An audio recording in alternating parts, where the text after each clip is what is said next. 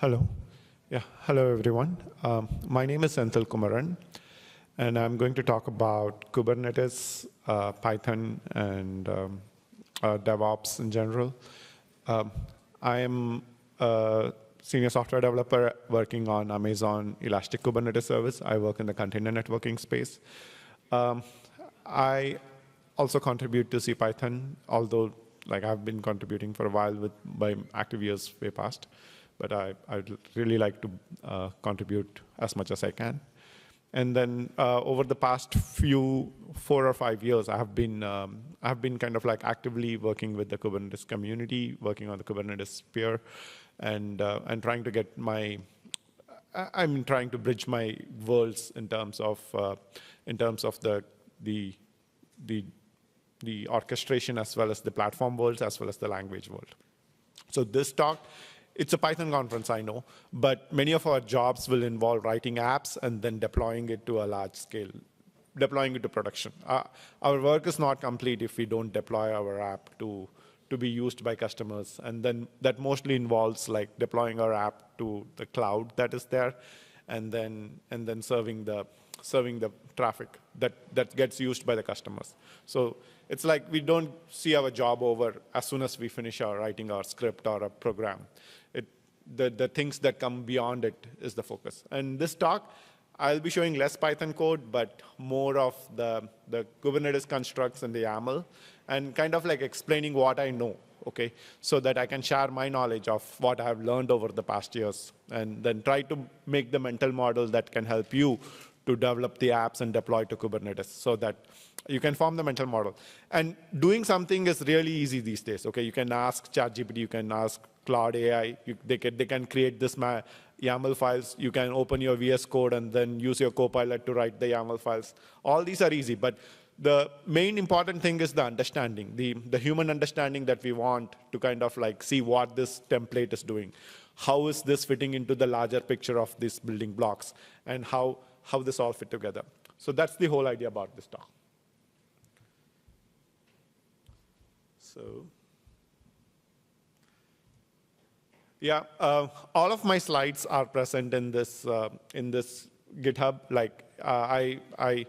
It's not just slides, the different projects that I'm showing. They are pinned to my GitHub profile right now. The search project, the Django Kubernetes project, and the Hello Kubernetes, the Flask Kubernetes project, the 3 projects that we are going to show, is all linked to my GitHub profile. Just visit it and then browse through the different repositories that you have. And probably the idea is what you can get from the talk is if you have a Python app and that you want to deploy tomorrow at Kubernetes, start off with these projects as a template, okay? Just clone them, start it off as a template, and then modify and then build your own project. So that's the idea. That's how I do. I start with some basic apps, and then I change my next app. So that's what I do. And that's the key takeaway that you can take from it. Okay. Before we get started in Python and Kubernetes, I think this is a very influential paper that came in 2016 or 2017. It kind of so Kubernetes originated at Google around 15 years or more ago. And then it evolved from the different systems that they had built, like Borg, Omega, and Kubernetes. I know about Borg because I used to work at Mesosphere, where the founder of Mesosphere tried to emulate Borg into the Mesos container orchestration platform. But the Borg and then its evolution into Omega, which had it's a higher level. So Borg was developed 15 odd years ago, which served Gmail, search, and everything. And then Omega became a much better system with kind of easier developer productivity enhancements. And then when they finally tried to release these complex systems. And what are we talking about? See, Google search as well as Gmail are very, very complex applications, being served by 10,000 machines or 100,000 machines. And any change to them needs to be deployed quickly across 10,000 and 100,000 machines. And if any one of the machine goes down, it needs to self-heal quickly. The response shouldn't be feeling very laggy. And we have seen them. We have taken it for granted. But what's really happening behind the scenes, apart from the language frameworks as well as the technology, the client technology, is behind the scenes, there are like hundreds of thousands of computers that are serving the different APIs that are running different computers, and they interact with each other at a fast pace.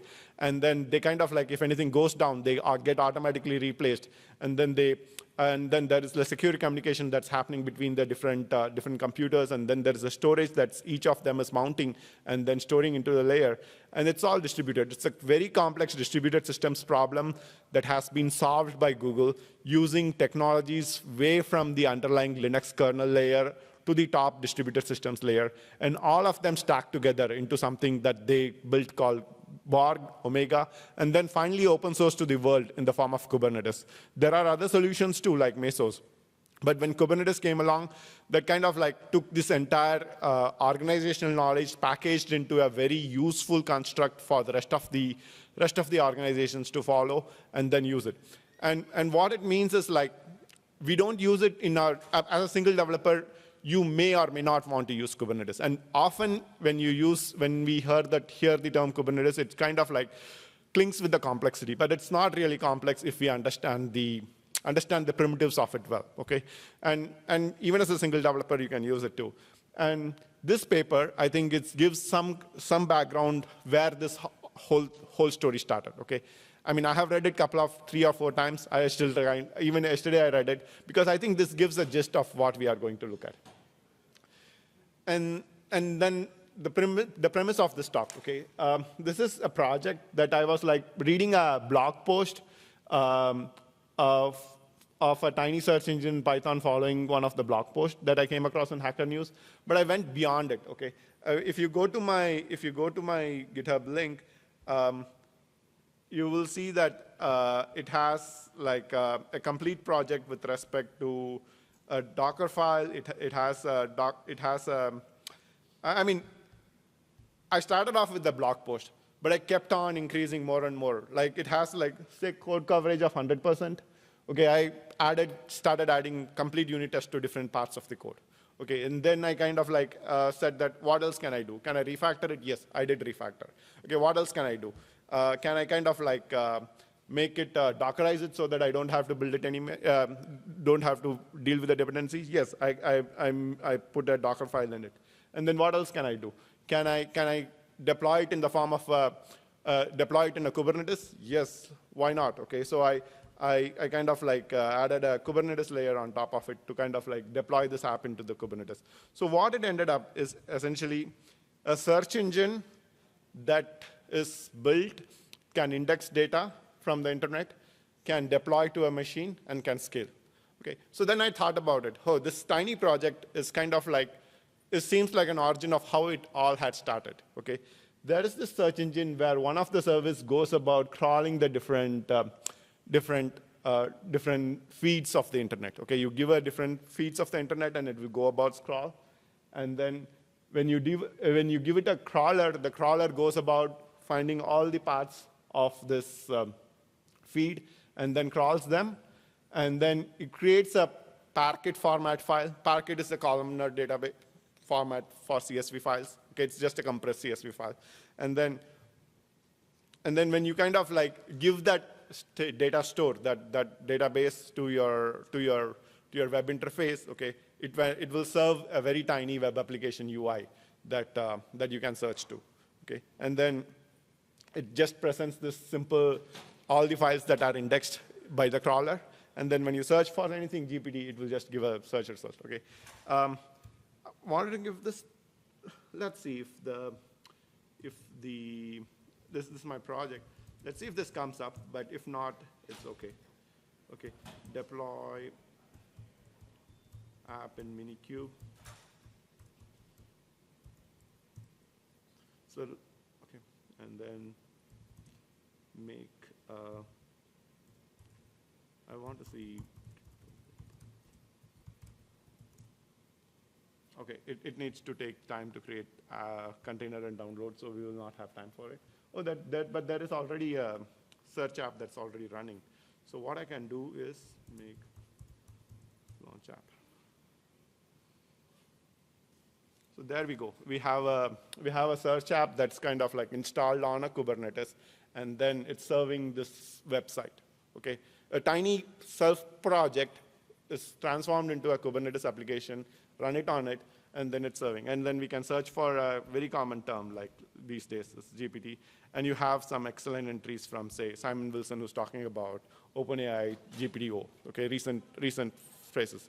So this project, okay, that I built, that I was like coding like 3 months ago, is the main thing that led me to this talk. Okay, I said that, okay, let me share about how can we take this Python application and then put it into a Kubernetes and then make it for scale.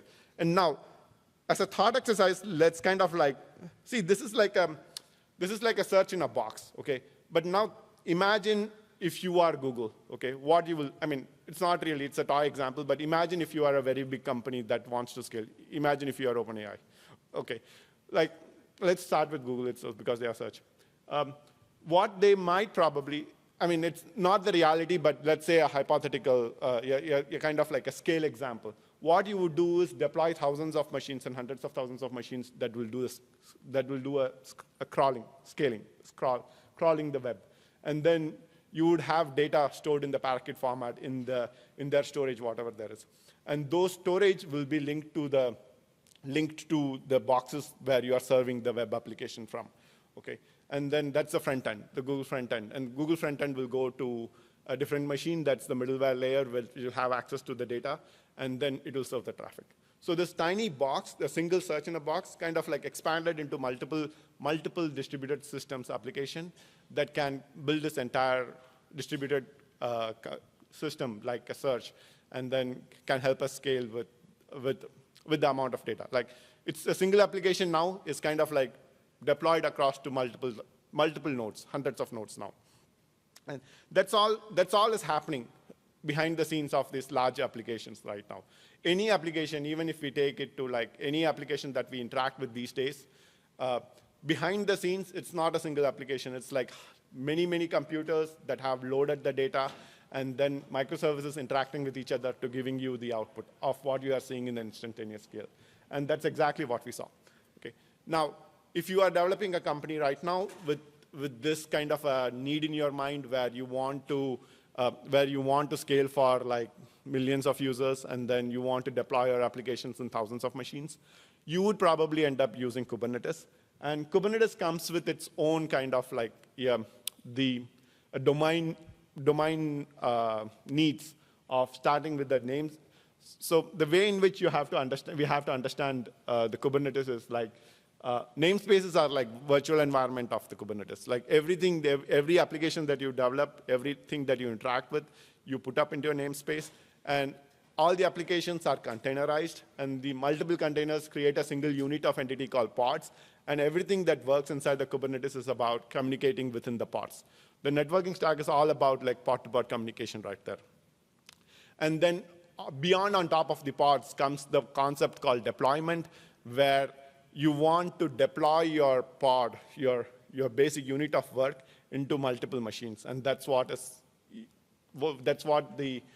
Kubernetes ecosystem calls as deployment.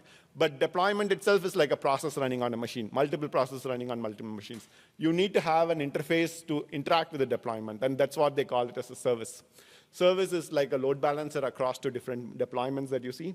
And ingress is like you can have a service that interacts with the multiple deployments, but if you want an external traffic to hit your deployment and go to a particular pod, that's what is called as ingress here. Okay, ingress is like once the traffic that comes from outside world that hits your service, and then it goes to the deployment. And beyond that, you have like, if you want to interact with the data, you have to mount your data into volumes, and then you have almost all applications need to have an environment variable stored in config maps, and then you need to deal with secrets. So those are present too. So very simply, your process is pod, deploying it to multiple pods calls deployment, and then load balancing across the deployment is called the service, and the external traffic comes in, it's called ingress, and you need config maps and secrets. Did I unconfuse you, or is it still confusing? Okay, yeah, these are terms that we have to deal with, okay? But we get used to it, okay? So this is the most primitive kind of like the construct that you deal with the pod, okay? You have it in a particular namespace. It's a curl container. And when you run this pod, what it essentially means is inside a machine in your entire cluster. Imagine that you have a cluster of 100 machines. In one of the machines, you have loaded a Docker container that contains curl. So you can log into that machine. It may or may not have curl installed in your operating system, but if it has a Docker engine or any container engine, it will download the image from the registry, and it will have the curl available. So curl can make this kind of like the client side of the HTTP processing work. And this is how you exec into a particular pod into a particular machine. Okay. And we come back to it again. What was it happening? We have it in this. So we had this application that was coming up, and then that was installed in the Minikube that I showed. Minikube is a small Kubernetes cluster that we can run it on our own machine. Okay, that's the very good example that I use for playing with the Kubernetes and understanding. Otherwise, we will have to spend like at least $100 per month for a Kubernetes cluster with multiple machines. So Minikube is the one. So we started off with this project that is like a simple search engine. We loaded it into the Minikube, and then this is what we see in terms of the deployment.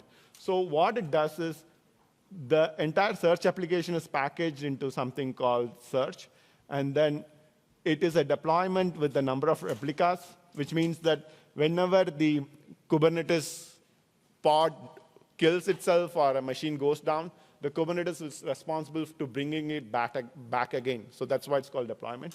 And then it has some requirements of what kind of memory and the CPU needs it needs. And it keeps running. Okay. The deployment is exposed via a service. And since I'm running my application in the port 80, so I specify that whenever my service hits the endpoint port 80, it goes inside the container in the target port 80 and serves it. So that's where when we search for this, what it really is happening is, this is a proxy that's given, but any traffic, it is going to the port 80 of the container over here, running here, and it's going inside the pod that's running over here, and then the traffic is getting hit there. So that's the flow in which we are seeing with Kubernetes. And that's the simple way to package this entire whole thing. Okay. So that's the idea that I want to give. Like any Kubernetes networking model that we see, it hits the load balancer first, and then it goes inside one of the services that runs inside the Kubernetes, and then the traffic goes to the pod.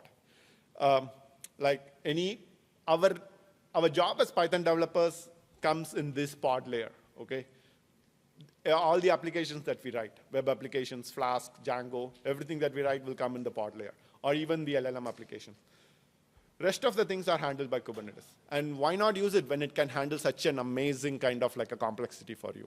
Okay? I think everyone is using it. Like if we as app developers write about our web apps as well as like any model apps, but then we let the Kubernetes define these kinds of like YAML files where we run our apps into your deployment, create a service, create a load balancer, and then boom, our app can be scaled to thousands of machines. And then there are like concepts of autoscaler where more traffic hits our app, it can automatically scale, bring up more machines, and then handle the traffic.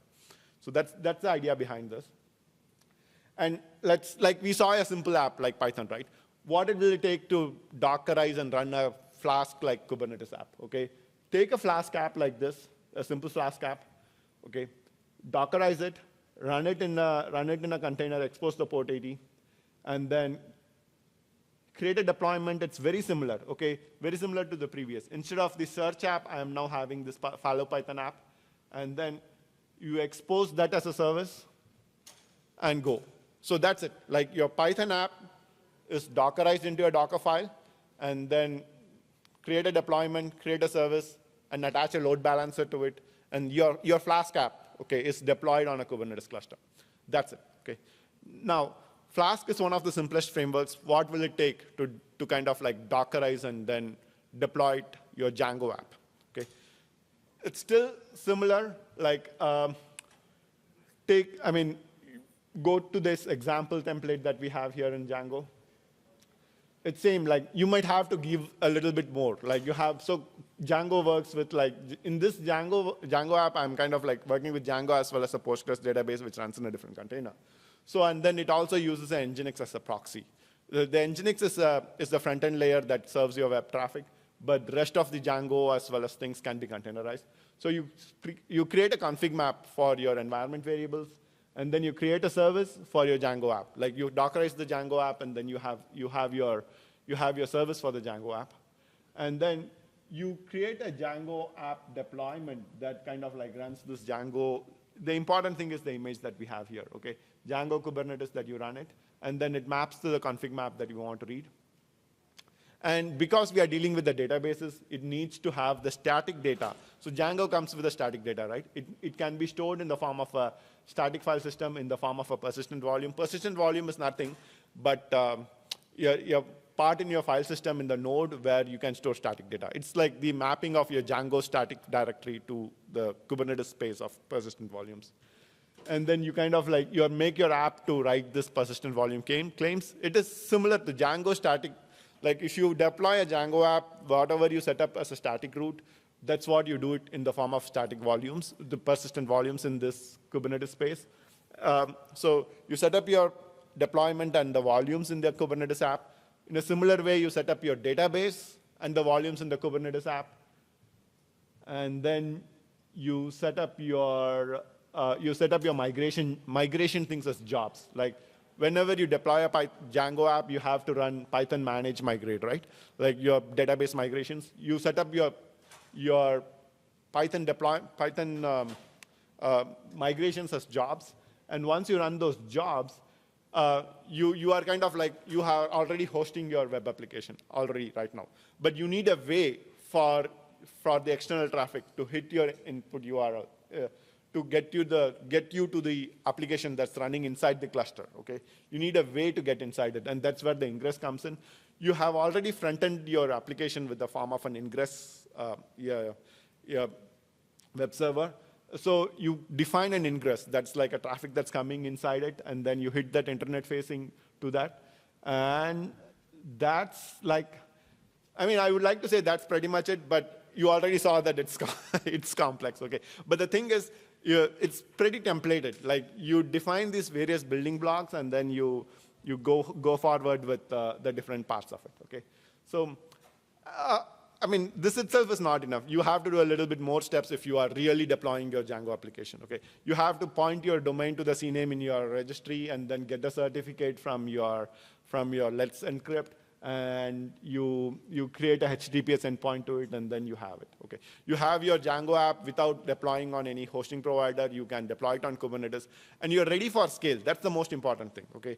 Imagine your Django projects becomes really, really successful, and you get like 100 million users per day, okay? You are set up for it. So that's the idea behind it. And you can set up the scalers, autoscalers, like if you don't have to worry about like if suddenly 1 million people hit your app, okay? You can set up a scaler so that your nodes can automatically scale and then handle the traffic. All you have to worry about is bills perhaps, but let's assume someone else is paying for it. Okay.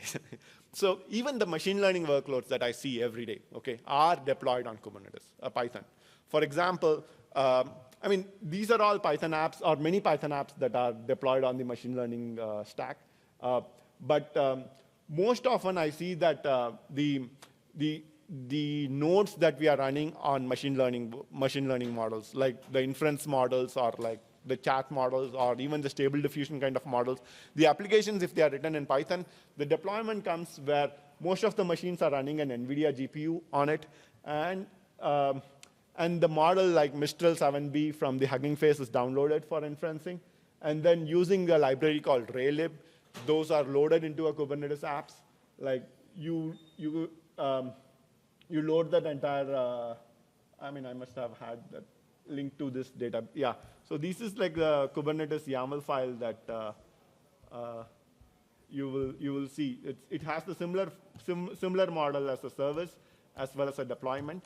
And once you have the deployment as well as service ready, you can deploy this Ray inference model in your cluster, and you can chat with it. Okay, so right, I cannot. So that's this inference model taken up from the Hugging Face, and deployed onto your cluster, trained on your GPU data, and with your additional data. And it follows the same pattern that we saw for a simple one-person project that I did, went to the Flask project, in Django project, and now an LLM project. So the models and the patterns are same, and it's not complex because, as you saw, it fits in as a layered abstraction on top of each other. And pick up any of these example templates that you have, and then keep expanding on it. And we can focus writing our apps in Python, and let Kubernetes handle the scale as well as the complexity for us, and then be safe from it. Yeah, that's all I had to share. I hope you found this talk interesting and informative. Thank you.